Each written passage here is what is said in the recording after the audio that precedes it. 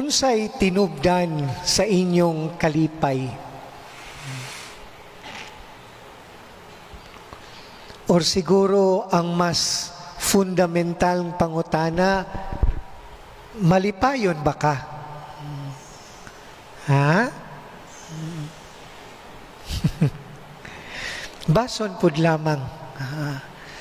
Ganinas mga estudyante sa misa, when I ask them, unsay makahatag ninyo kalipay, ang ilang tubag, familia. Which is true, di ba? Mumanggay nang naningkamuta sa atong gibuhat para makapalipay tas familia o ang ilang kalipay, ato pong kalipay.